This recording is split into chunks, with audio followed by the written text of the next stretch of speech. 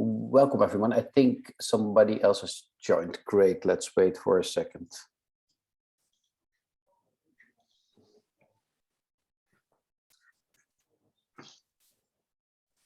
I see Martina.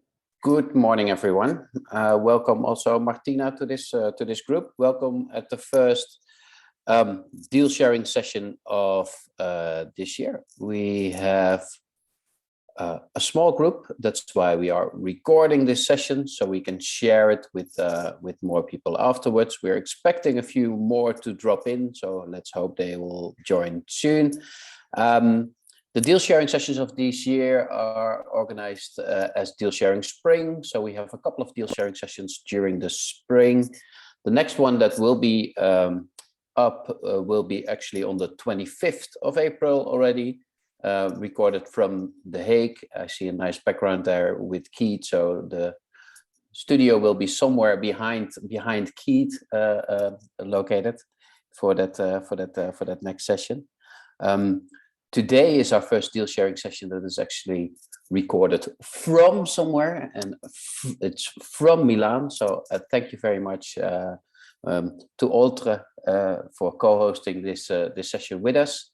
And also very happy to see a couple of very familiar faces for me, Keith and Sambwa, and also Victor, calling in from respectively Malawi, Zambia, and The Hague, as I said, my former colleagues at Hivos Impact Investments. So welcome to you all. Welcome to the session. And with that, I'd like to hand over to Alessia. Thank you so much, Martin, for the welcome. And it's a pleasure, of course, to be here live from Milan, as Martin said, together with my colleague Gianluca Gaggiotti, Gaetano Giuffre from Oltre Impact, and Antonello Sinigaglia from Erbert. Super weird because I look at them and then I don't look at the screen anymore. It's wow. So I'm Alessia Giannoncelli, Head of Knowledge, Community and Market Development at EVPA, and I would like to tell you why we have decided to start this series of deal sharing this spring, as Martin was saying, talking about food. And we are going to do this together with Oltre Impact and Hivos Impact Investments, that we will present their own investees, Erbert, as already said, and Ziweto Enterprises.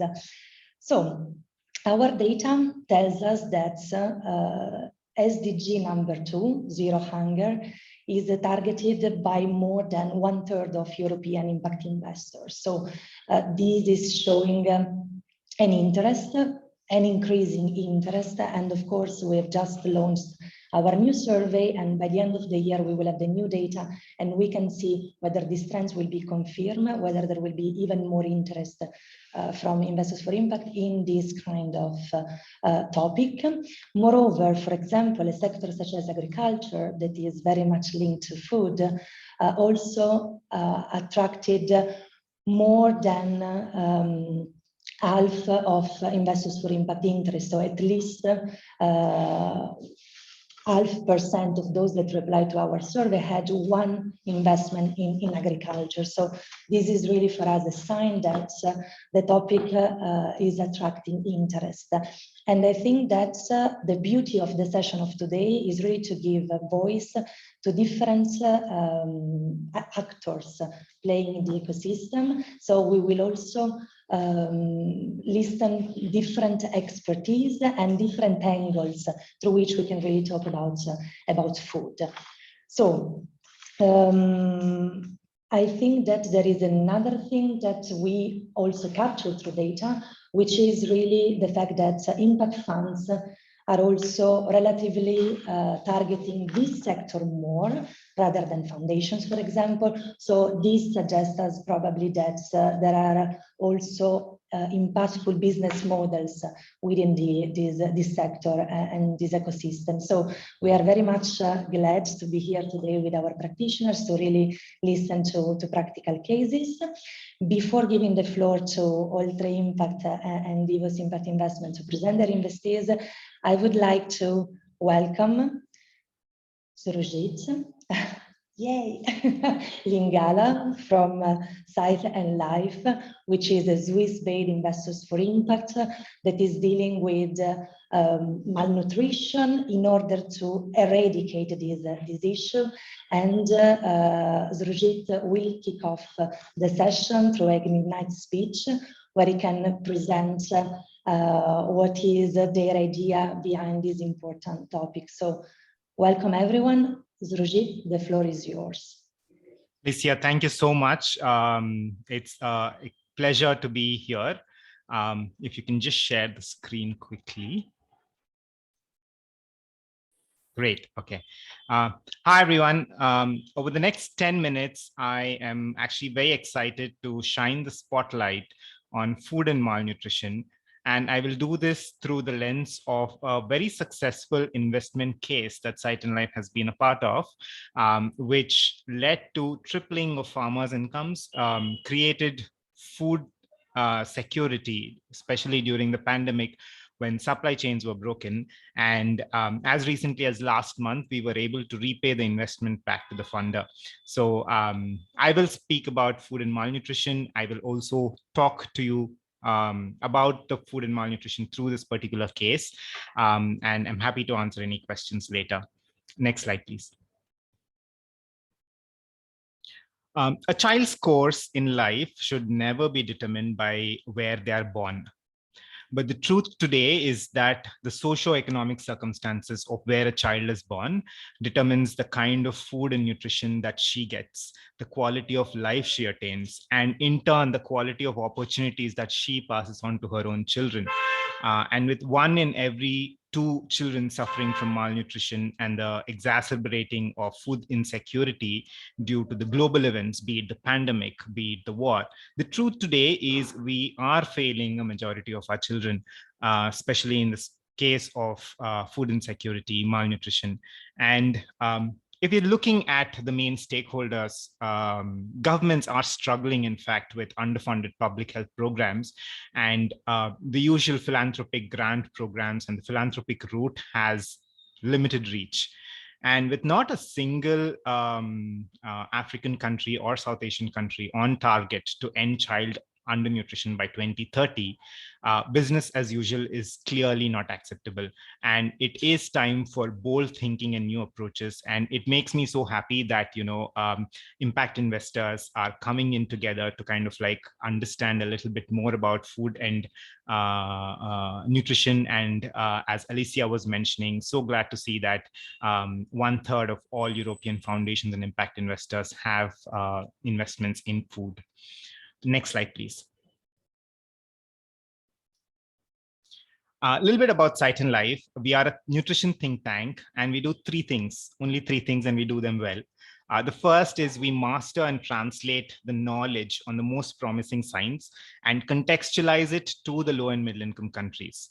The second thing that we do is we take the science, the evidence here, and from the research papers, we take this evidence and convert it into testable breakthrough solutions for malnutrition, which are pilots, which are solutions that you can actually hit the ground with.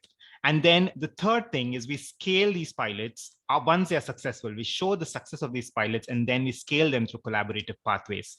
And a key and critical lever for the strategy is to develop business models that are profitable or are sustainably subsidized, and those that are able to increase availability and desirability of nutritious foods, especially in the low and middle income communities. We have a rich experience in many low and middle income countries covering all elements of the nutrition value chain. And we are very lucky to be supported by a global network of businesses, governments, NGOs, UN, and academia.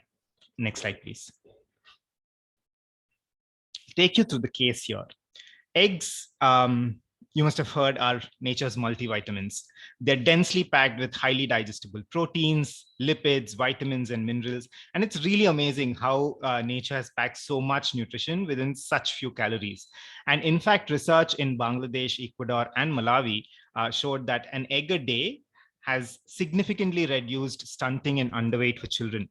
And what's more, children absolutely love them. I might take a small detour to explain to you how much we love them. As a young child, I had very, very fond memories of chasing chickens in my grandmother's backyard. And eggs back then was so scarce and so precious that we used to wait patiently for the hens to lay the eggs and then carefully take them back to my grandmother, who made yummy Indian curries. But since then, India has come very far. We are now the world's third largest producer of eggs, and eggs are mostly easily and available and affordable in India. Next slide, please. However, the case in many low and middle income countries is different. Even for that matter, if you look at the map here, even in India, only the urban areas, the eggs are easily available and affordable, not so much in the rural areas. Eggs still remain extremely costly and scarce in most of the low and middle income countries. And this is because most countries are still dependent on backyard poultry farming to meet their needs. Over the last 5 years, we've realized that this is a model that's riddled with multiple problems, starting from extremely high mortality of birds to very low productivity. Next slide. And just to dwell a little bit longer on the backyard poultry, what we've seen is that out of every 10 chicken raised, on average, 6 die before their life cycle, and the eggs that they produce are 1/6 compared to industrial production. And not just that, what's more harmful is backyard production is harmful to children. A study in Ethiopia has, in fact, revealed that a year-old child who grows with poultry in their homes typically ingests up to 1 gram of chicken feces every day. And that's basically consuming harmful bacteria, in turn affecting the gut and linked to stunting. And so to understand basically how to transition countries from egg deficiency state to an egg sufficiency state, we've conducted about a lot of interviews and scoped the egg industry in many East African countries, Kenya, Ethiopia, Malawi, Rwanda. We've also done it in South Asia and Southeast Asia.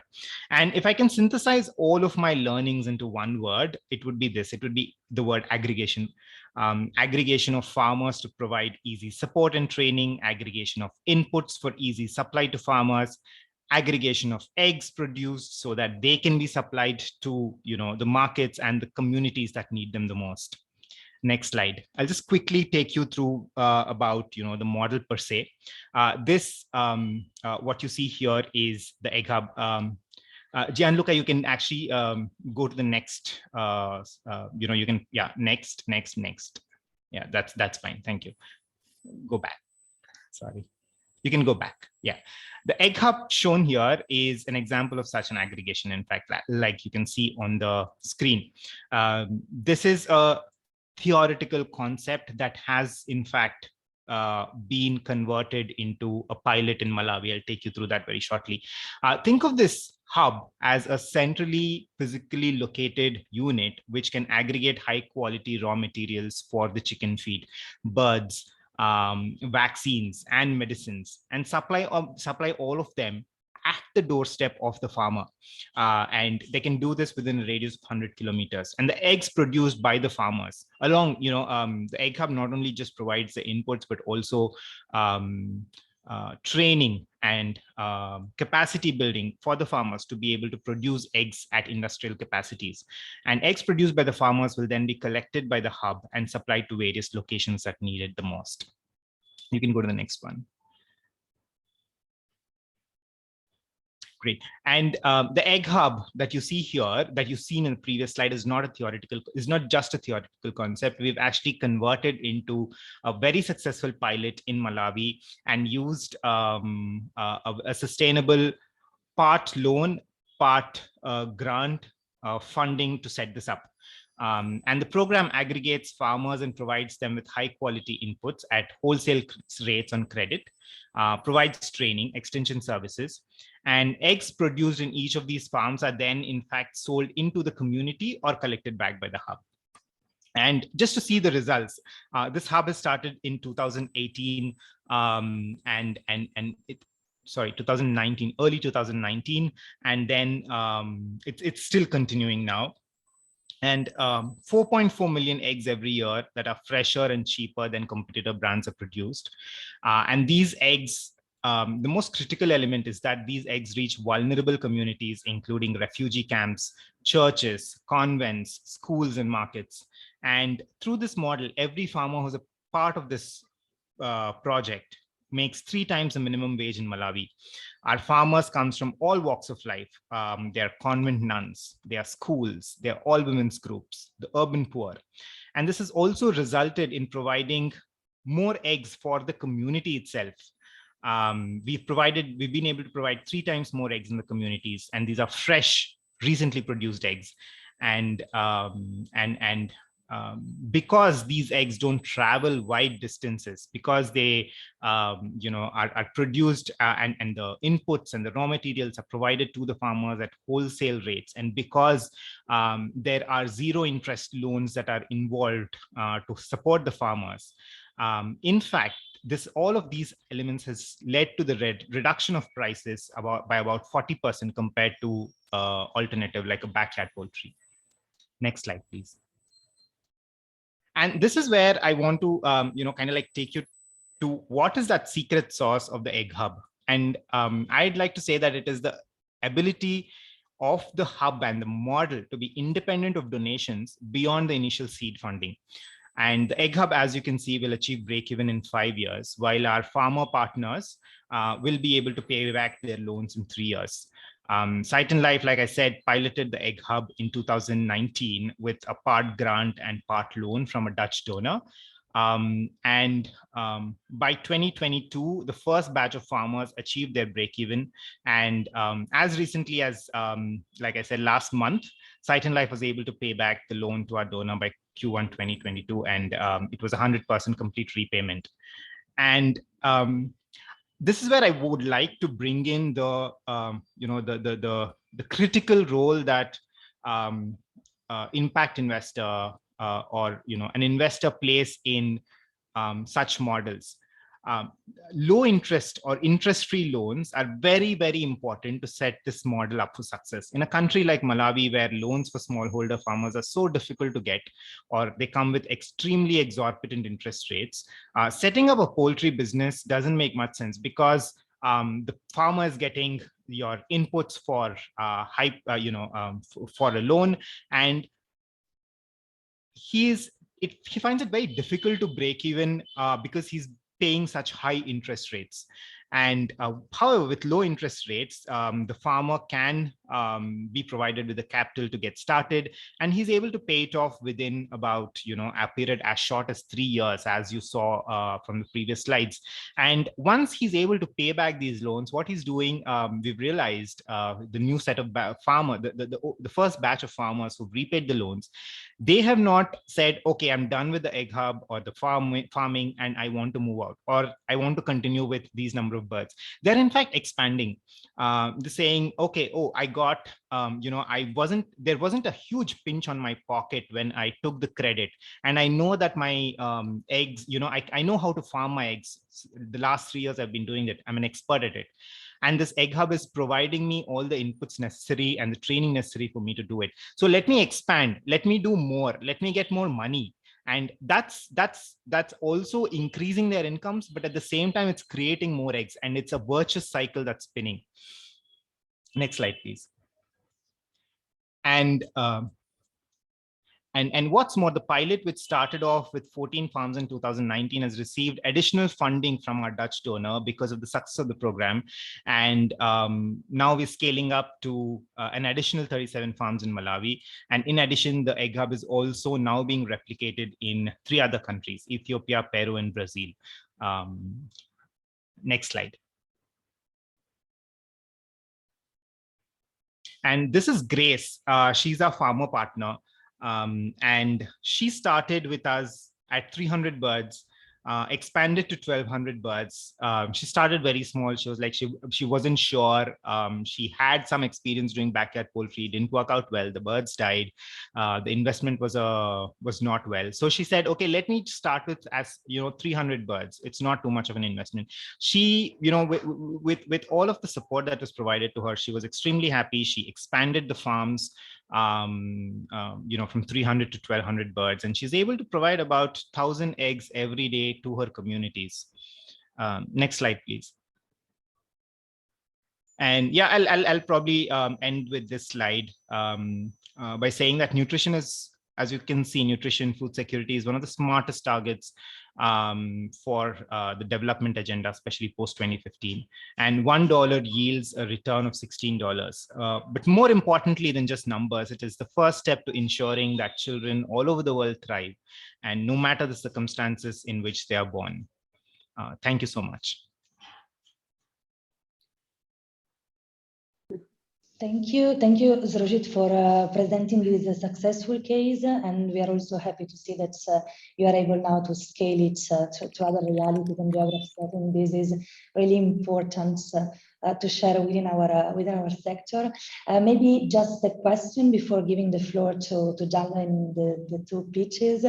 What do you think, considering your expertise, might be the biggest challenges for impact investors that want to engage in this malnutrition challenge and try to solve this kind of problem? So I think with impact investing and malnutrition, what needs to be seen is more successful models of what's working.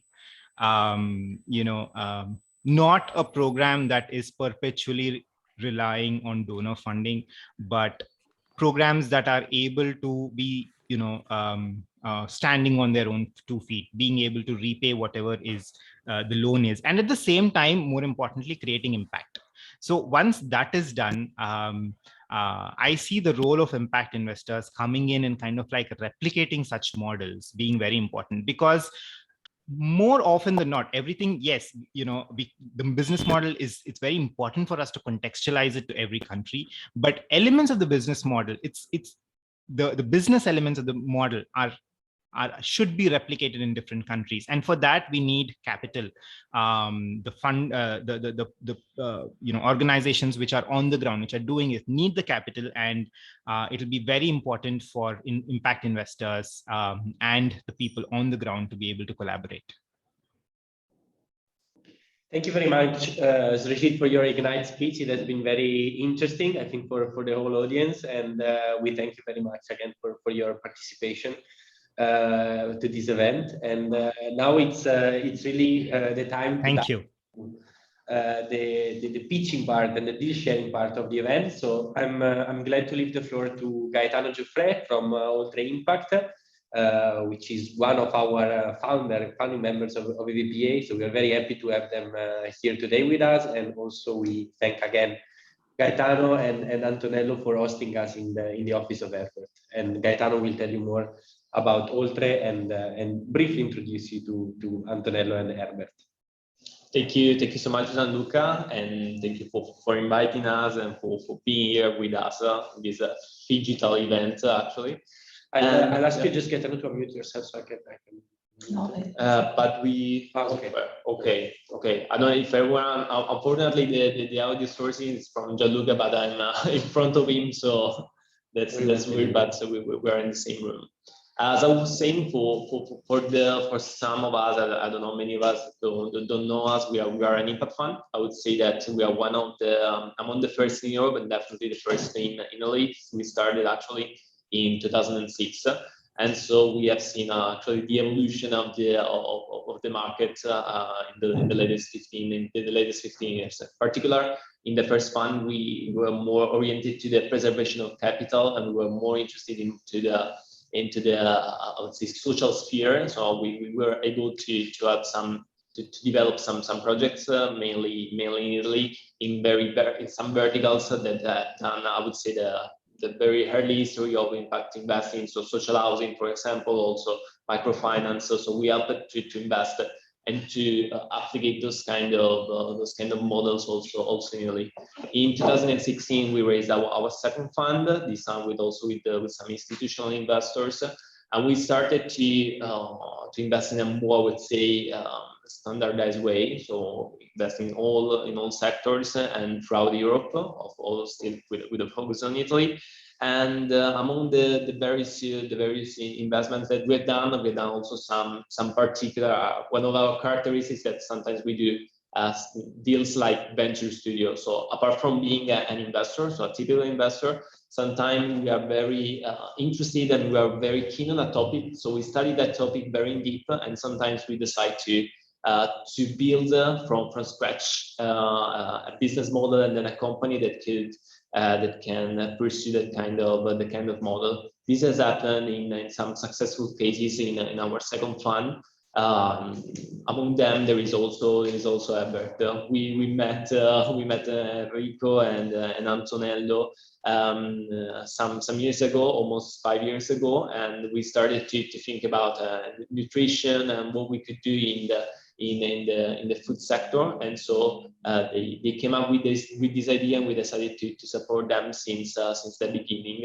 Then Antonello will tell you more in detail, which is maybe the model, the operation.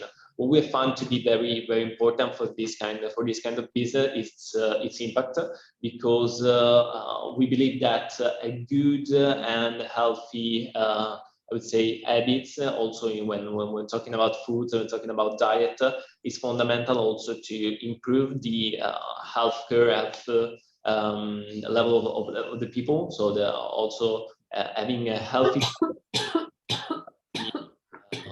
life. So that's what we wanted to. That's what was the idea, the main idea when investing in the Erbert team.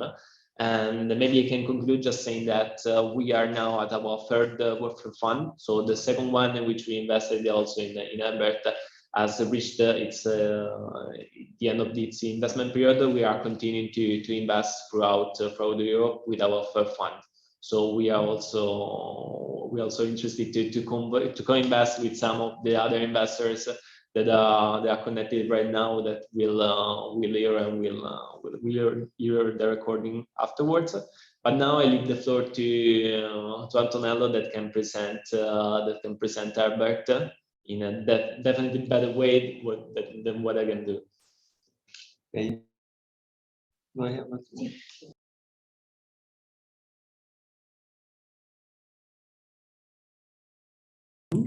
Okay, and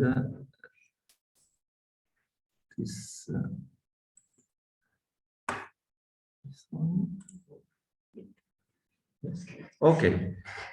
Hello, everybody. Good morning and welcome. Thank you for being here today. 2 words about me. My name is Antonello Sinigalia. After more than 30 years spent in the food retail industry, working for multinational companies, in 2018, I co-founded the company Eat Right to develop the Erbert concept. I'll try to explain you this concept in 10 minutes. It's not so easy, but I will do my best. Okay. As we have just heard, there is a very strong relation between the everyday diet and health. Many diseases are attributable to the poor diets. Here we have some data. One for all the Lancet report says that one death out of five are attributable to poor diets. And there is exactly where Erbert comes in. Yes, the healthy food market, here we have some figures, is growing everywhere. This data worldwide. We expect to reach $1 trillion for this market in 2026. The consumer attention to food consumption is more and more important, especially across Europe, but not only. With Erbert. Erbert is an omni-channel chain of healthy, tasty, and affordable food, easy for everyone at home, in the office, on the go. It's made of 2 formats. The first one is a ready-to-eat format, and the second one is a district store format, integrated with online services, home and office delivery. 3 keywords I will explain later: healthy, tasty, and easy. Let's have a look at the mission. Our mission is obviously to build a chain, a first Italian chain of healthy and tasty food. And we have a dream, but not only a dream, we have a program to export our Italian model to other metropolitan areas like Paris, London, Berlin, Madrid. Why not? One thing very important is that at the heart of the Erbert system, there is our laboratory. Here in this office, we have a laboratory. It's a big kitchen of 1,200 square meters, where our food experts, our chefs, nutritionists, and technologists all together, they create the recipes and the products of Erbert. The scope, the purpose is to transform food, preserving the properties as much as possible. Let's talk a little bit about our products, or must. I will start with the confectionery department. In the confectionery department, our products have less than 15% of added sugar. In our ready meals, we put less than 1% of salt added, less than 15% of saturated fats. Regarding the bakery department, we use only whole wheat flours, only of type 1 and 5-2. Regarding the oil, we use only Evo oil. Another important thing is concerning the cooking methods. Here we want to we use particular cooking methods to preserve the property of the ingredients. We use the pressure cooking, the steam cooking, grilling, and also low temperature cooking, like our great grandparents used to do in the past. Another important aspect regarding the healthy diet is to balance it. And here we have thought of several helps for our consumers. First of all, we propose single portions that facilitate the combination of foods and also the quantity to eat. We use the special stickers on our products in order to explain exactly what are the proportion of protein, cereals, etc., etc. We have also established a nutritional plan in order to help the people in their weekly intake. And obviously, at the heart of our proposal, we have the fruit and vegetables. Regarding the tasty, why is Erbert tasty? Because it's important to propose, obviously, healthy food, but also with a good taste. Here, the key point is to preserve the natural side of the food. So we limit the use of additives and starches to a minimum.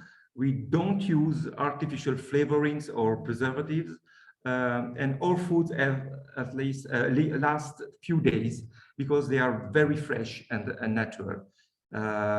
We use, for instance, we use aromatic herbs and spices instead of salt to give taste to our products. Easy. Why Erbert is easy is the third keyword we use. Once you have tasted Erbert, believe me, it's everything become easier. It's easy to purchase because you trust in Erbert, and everything we propose is okay for you. Easy to use because we have several solutions, ready to eat products, ready to cook products. You save a lot of time at home or in your office. We deliver the foods everywhere, in your office, at home, on the go, no problem. And also we have a proposal really qualitative proposal, and affordable prices. Okay, I try to, okay. Impacts. Regarding the impacts, on one hand, we have important social impacts, obviously, I should say, because we promote a healthy and balanced diet. With our nutritional plan, we incentivize people to eat in a healthier way. And on the other hand, we have environmental impacts. For instance, regarding red meat, we ask to our people not to use too much red meat in order to have a lower carbon footprint at the end. In the fresh and vegetables, we try to sell the product during the season, so we want to have as short as possible food chain. And last but not least, very important, all our products are in fully compostable packages. Here we have our highly skilled and experienced team, as you can see. And our strategy of development is the following. This year, next year, and the next two, 3 years, we will continue our development in around Milan. After that, at the end of next year, we would like to enter the Turin market in Piemonte. After that, perhaps we have our plan is to enter Emilia or Verona, Garda area. But we have also a big challenge next year is to initiate our international development. We are looking to Paris and also London.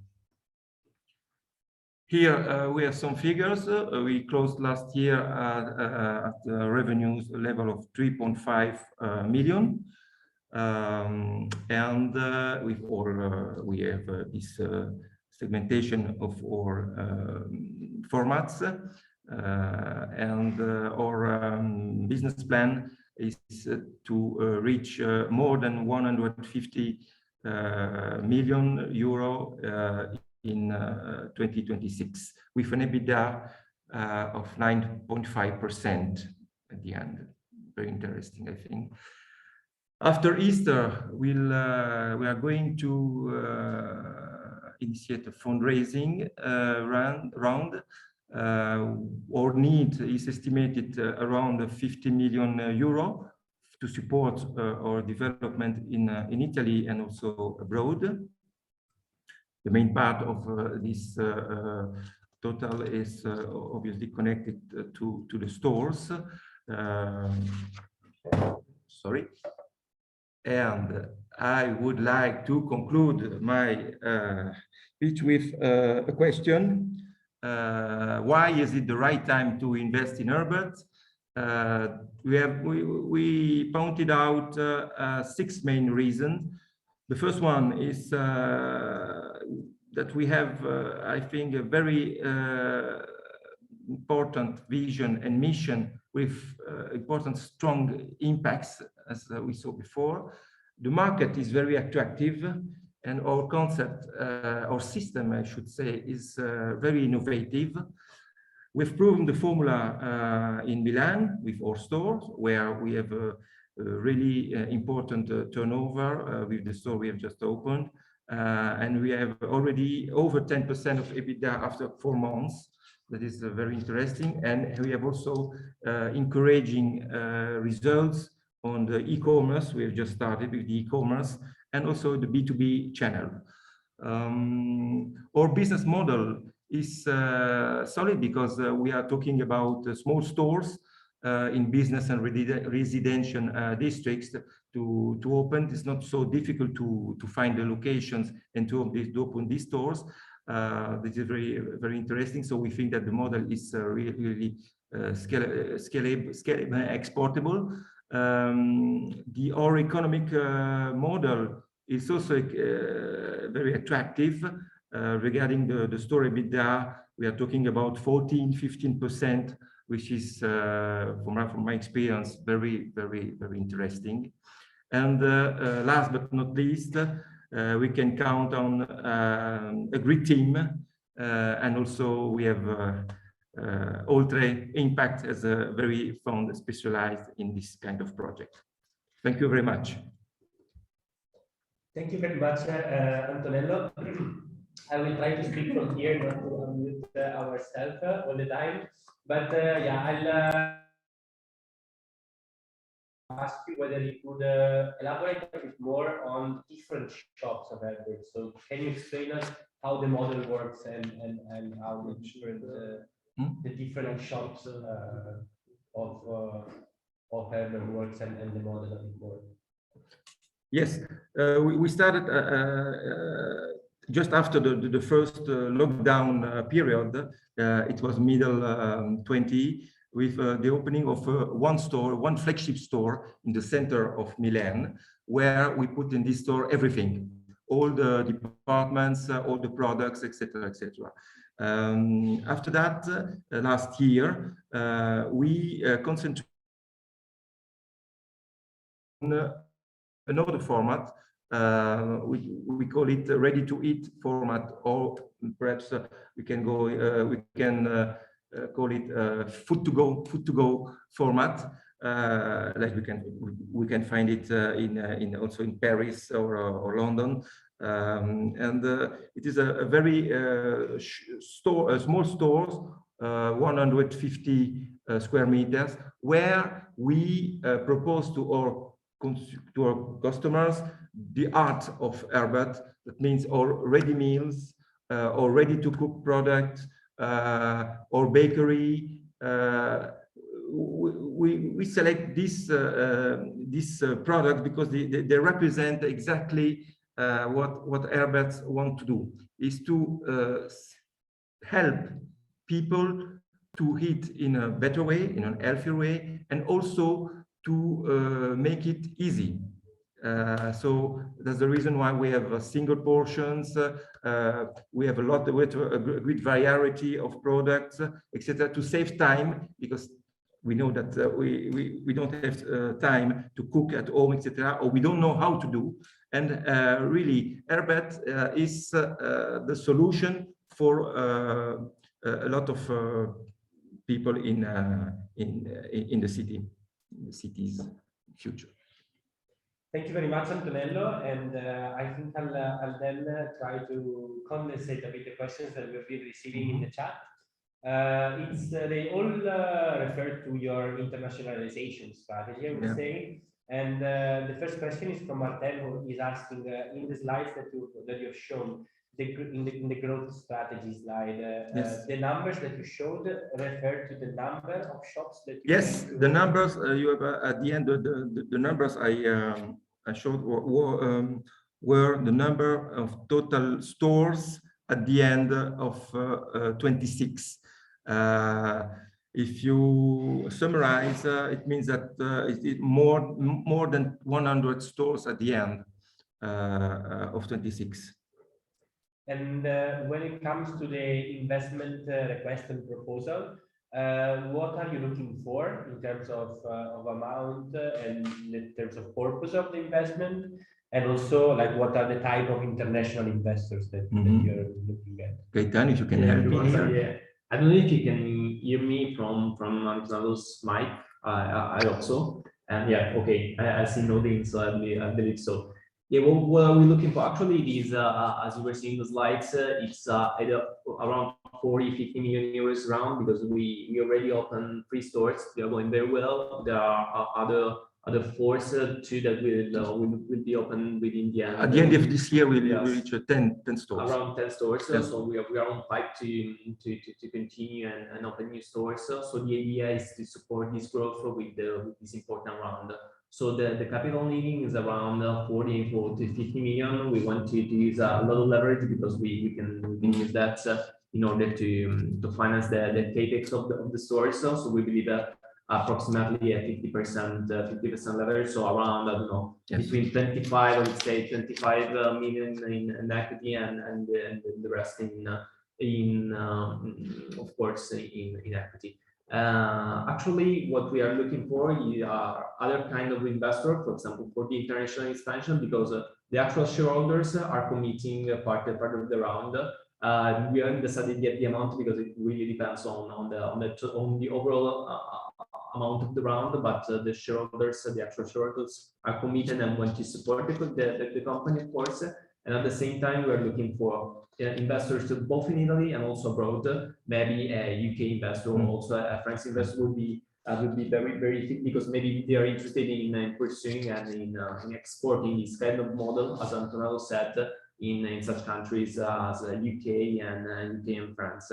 So of course, if we find an impact investor that is willing to lead this round, or for example to invest some money and to help the company to enter in that kind of market, maybe also an investor that knows partially or is focused, or maybe knows partially the food market, would be a good fit for this kind of round. I don't know if I answered that's a complete answer. Maybe we'll just I'll just ask you to mute and we go back to the big mic. Sure. So that maybe also the audience can hear. Done. That's perfect. So let's dive now in the last question, which is from Keith, and it's about the name. So have you tested like whether the name could be a good like international fit, and have you, and maybe it's also the opportunity to tell us a bit more about the name, why you chose it, and yeah, the meaning of it. Yes. Apologies on the question, but I just thought it gave different connotations to me, and I wanted to share it. So I hand back. So regarding the name, it was really difficult 4 years ago to find a name for this kind of concept, because everything was registered.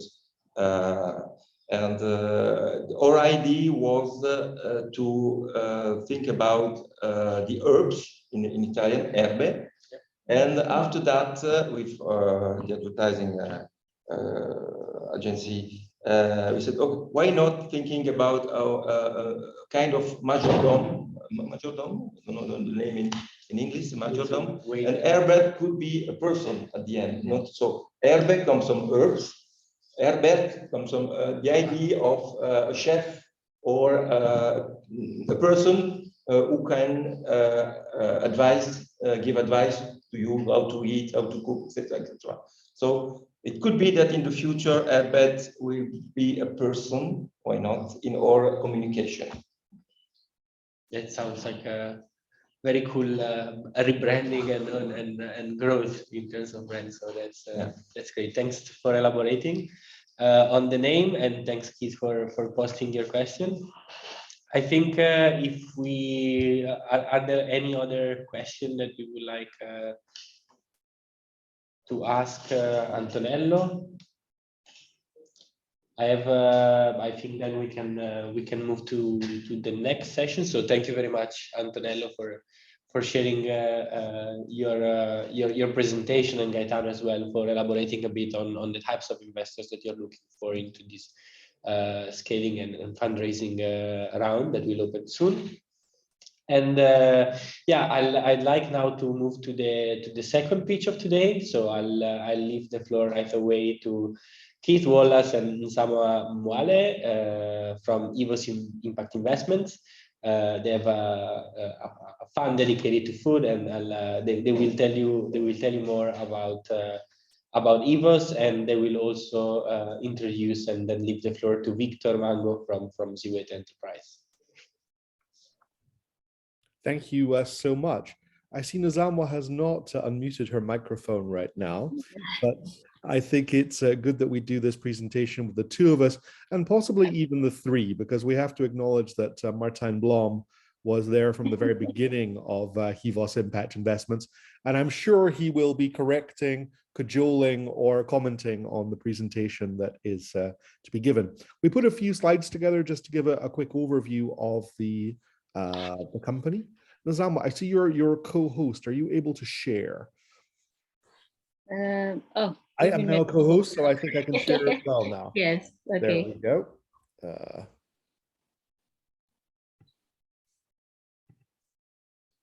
So let me just move to the presentation. So a little bit about us. We are Hivos Impact Investments, and we were set up to manage the Hivos Food and Lifestyle Fund and the Middle East Creatives Fund. And very much like we heard before, SDGs are important to us. We are a food fund. The lifestyle moniker that was added is perhaps erroneous these days. We invest in food companies. We invest in locally owned food companies in Southern Africa. That's putting it very bluntly and to the point. And of course, I think all of you are quite familiar with the idea of the theory of change. We can only invest in companies that fit within the theory of change, going after food loss, soil degradation, food and health, and the missing middle is something extra. Countries of operation from Malawi through Zambia, Zimbabwe to South Africa. And a little bit over the investment process. And in this, I hand to Nzamwa, who is involved at the very beginning of this. Nzamwa, over to you. Thanks, Keith. Hi, everyone. Yes, so our investment process is quite simply followed, I guess. So we have the lead stage companies where companies that are introduced to us really start the process with us.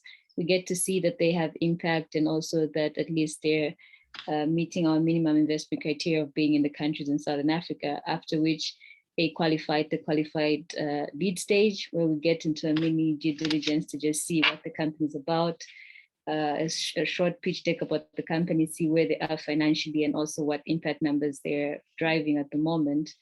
When this is certain and that the company is meeting our criteria, we have a preliminary deal wherein we talk about what the investment structure would look like, what the proposed investment would be.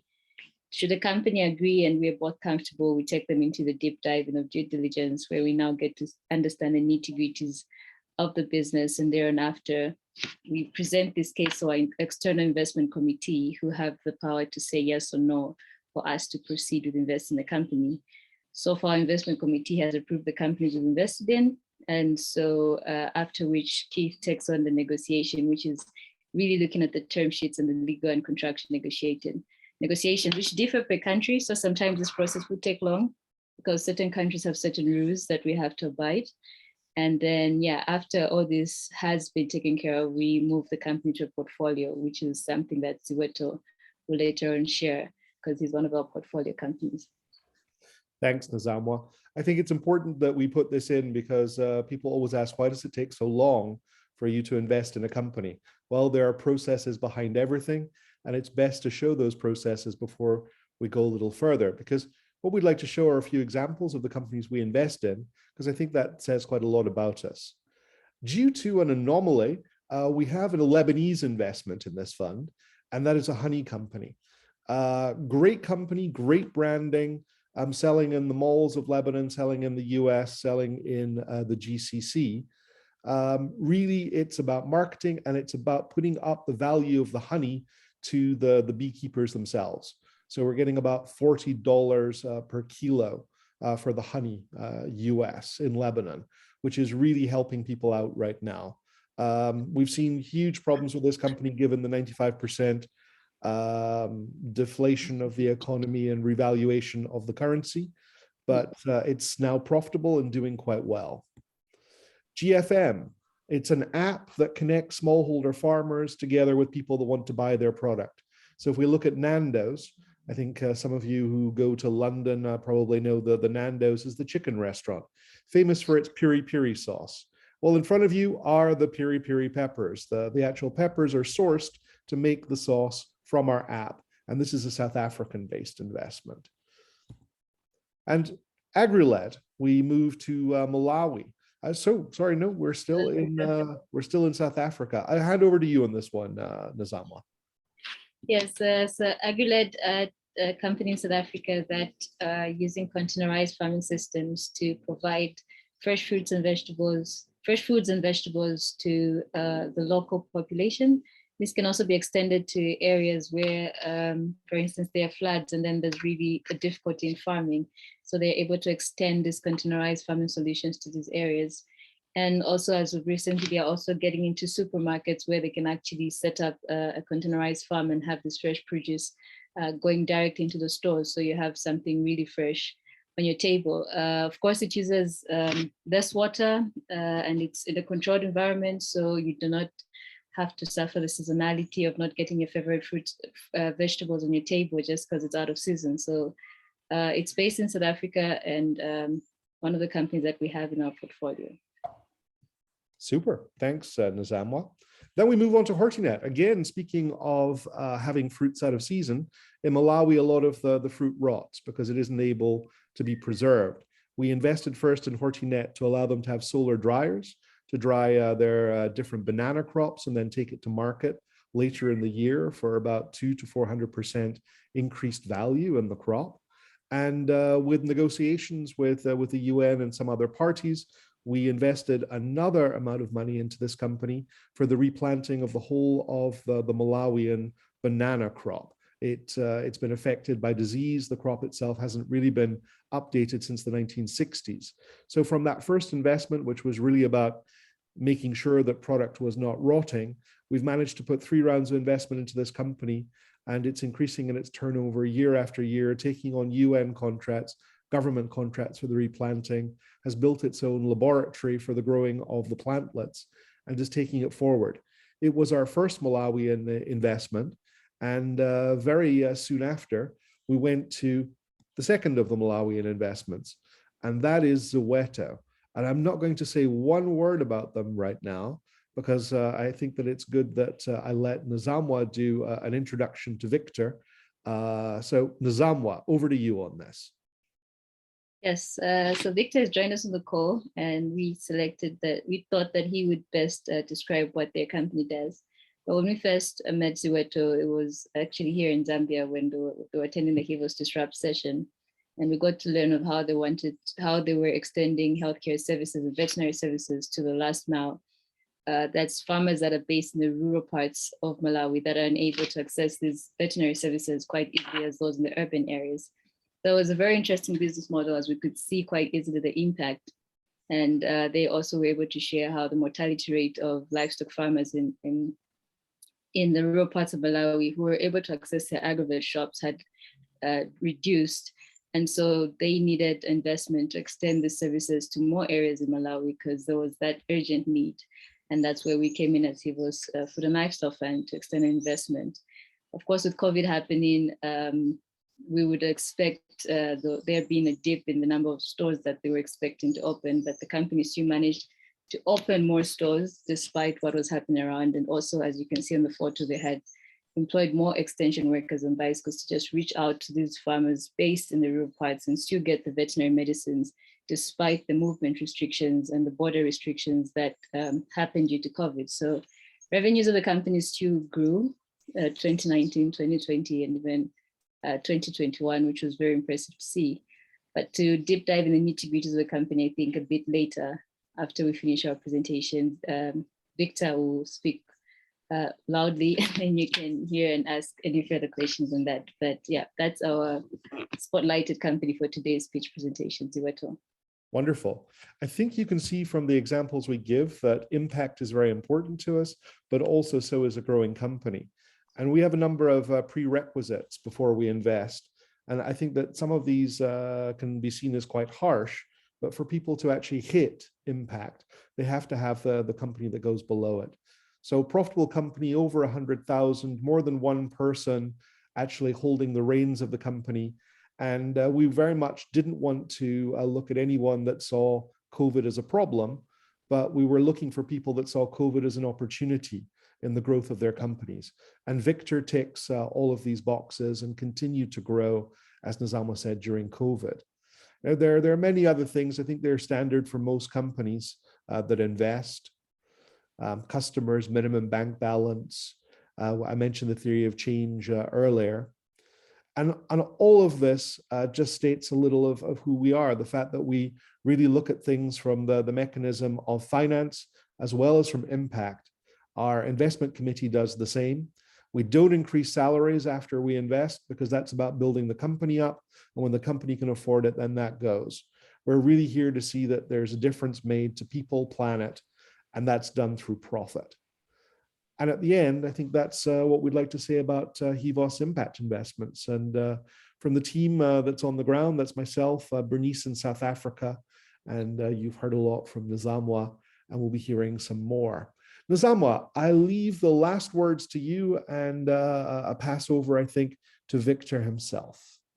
Yes, thanks, Keith. It's an interesting opportunity, and it's always fun to work with different companies and seeing how deliberate they are with the impact measures. Like I mentioned, with companies only onboarded, when we see that they have impact matrices that they're hitting, and before we even start looking at the numbers, one just find out what drives the company and see. We have had companies that, of course, only start realizing the need to calculate impact after they speak to us, and then they start driving numbers in their head. But then when you get to visit and do site visits with companies like Ziweto, with Fortinet, we've got to actually meet the farmers. We've got to see how they have showed us, well, we had mad thatched houses, but now look at that, they have blocks and everything. So you're able to actually see the impact you're driving. And that's why it becomes an interesting journey to hand select certain companies that are actually very deliberate in hitting their impact matrices.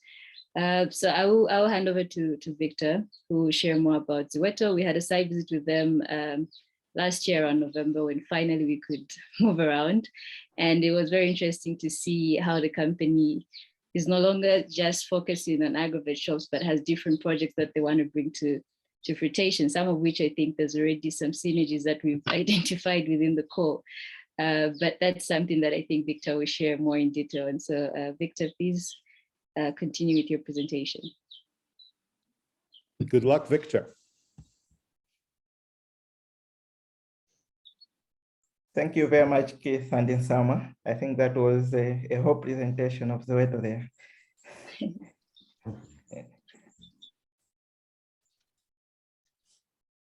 Thank you for having me today.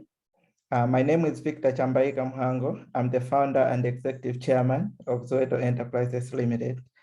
So Ziweto is a Malawian business that operates a network of 15 agro-vet shops across Malawi. We set up what we call Ziweto agro-vet shops to sell veterinary products, animal nutrition solutions, and livestock production equipment to smallholder farmers. We started this company to solve the problem of access to these products by smallholder farmers. In Malawi, up to 30% of livestock can be lost due to preventable diseases. Farmers have to travel long distances for them to access these life-saving products that they can use to raise the value of their livestock. There are few veterinary professionals, mostly positioned in towns and cities, very far from where the farmers actually live. So Ziweto sets up these shops called Ziweto agro-vet shops.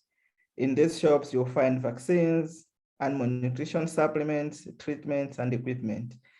And we make sure that each shop has a certified veterinarian, so that when a farmer walks into the shop, they're able to explain their problem, and this professional will certify a solution that they can use at their farm. In addition to that, we recruit and train livestock lead farmers. These operate as our last mile distributors. We partner with other organizations to identify bicycles, a black box, and Ziweto also offers a credit line to these livestock lead farmers so that they can reach many more smallholder farmers in the communities where they live. This is a summary of our model.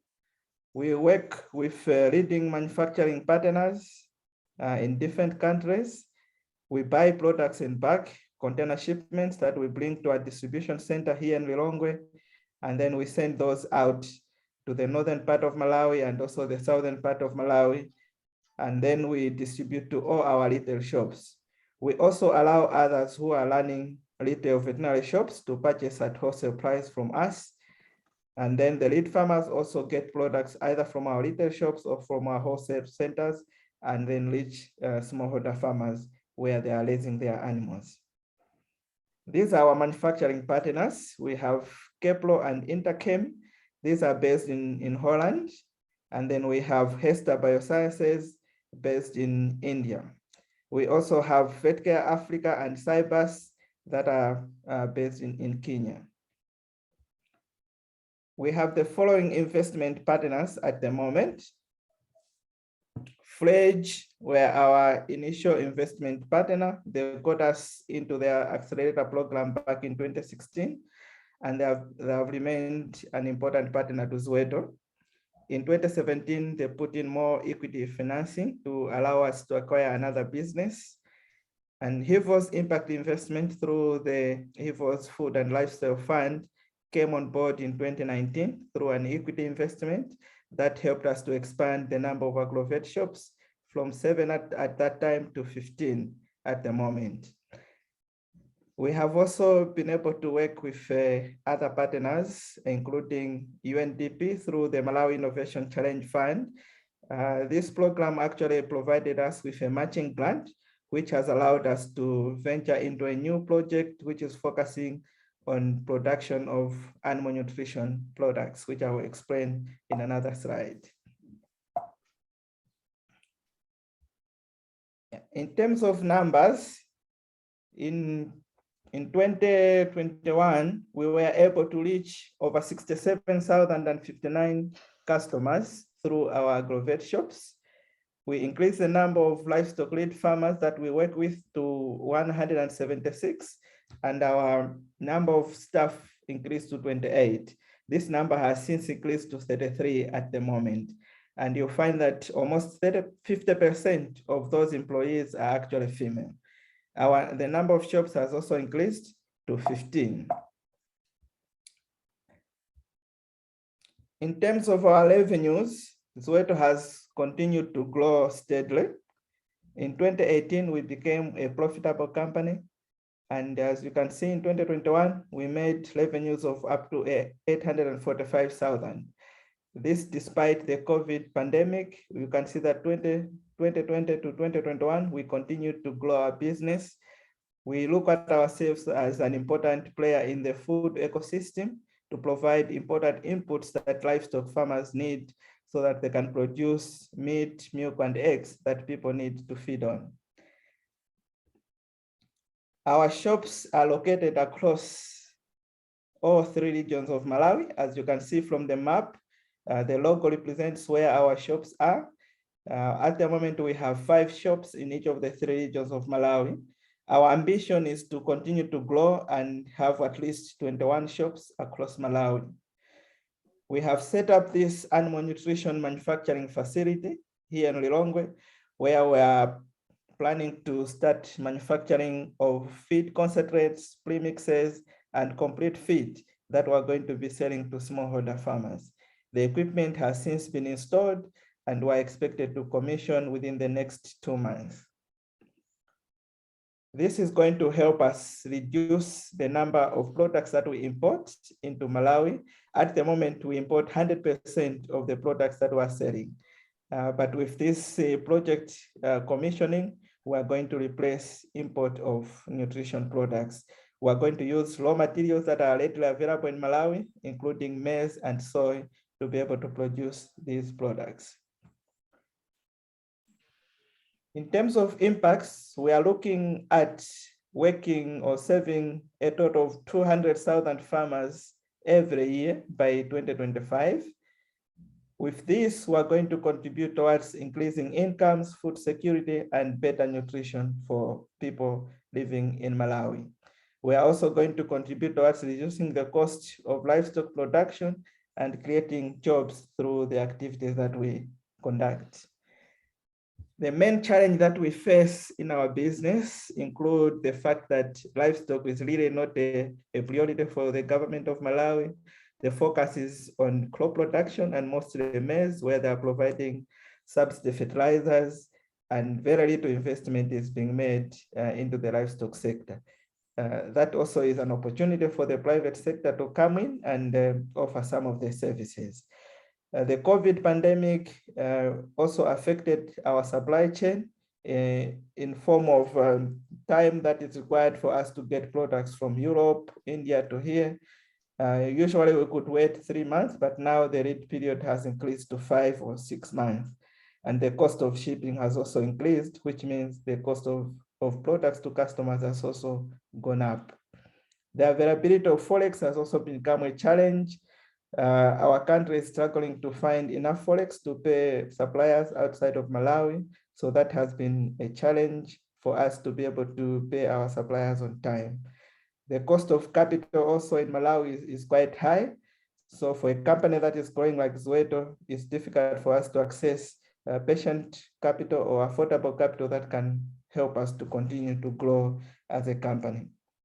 However, there are a number of opportunities that we are seeing, which will continue to spur growth of our company. The government of Malawi has recently launched the livestock policy, which is also focusing on animal nutrition, health, and breeding, which are key areas of focus for Ziweto. There's a growing interest of middle to large-scale farmers coming into livestock production, which is increasing demand for our services. There's also increasing demand for animal source foods, meat, milk, and eggs, which will continue to increase demand for our products so that farmers can grow and raise productive livestock. We are seeking investments to continue to grow our company. The total investment we need to continue to grow is about $562,000 at the moment. Our main use of the funds will include expanding our Ziweto Agrovet shops. We want to add 6 more shops so that we can reach a total of 21.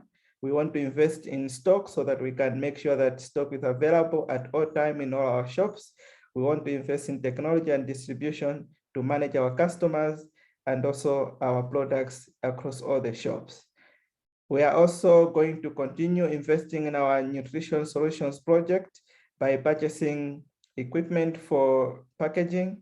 We need to buy raw materials and also invest in sales and marketing services to make sure that our products are known on the market. We have also started a new project which is focusing on breeding services. We would like to invest in a hatchery to produce chicks and also a pig grade farm so that we can supply breeds to smallholder farmers to raise better livestock. We need this money in form of debt mostly, but we are also looking at grants and equity. This is our team. As I said, we are 33 at the moment. Myself and my colleague Byton are the local directors of the company, and we have a management team of 7 who run day-to-day operations of the company. And as I said earlier on, about 50% of our employees are female. So we believe at Ziweto that livestock has a key role to play in changing livelihoods. We believe that if farmers are able to do livestock better, they can improve their livelihoods. So we invite you to join us, partner with us so that we can change many lives in Malawi and beyond. Thank you very much for your attention. Thank you very much, Victor, for your presentation. I think it was yes, very, very clear and very interesting to learn more about Ziweto Enterprise. I've seen like there are no questions in the chat so far, just one drop by Andrea that was already answered by Keith. Is there someone that would like to unmute himself or herself to ask a question to Victor? Otherwise, I'll happy to ask myself a question of Victor. So I think your presentation was very clear, but Victor, could you tell us and elaborate a bit more on why you think your solution is unique in Malawi and what are like the key advantages compared to your competitors? Thank you, Jan, for that question.